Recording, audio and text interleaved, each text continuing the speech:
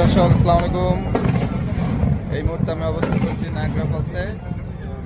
আর দেখতে পাচ্ছেন নায়াগ্রা ফলসের এখানে ফায়ার হচ্ছে। এই ফায়ার দেখার জন্য শত শত সবাই আমি আসছি।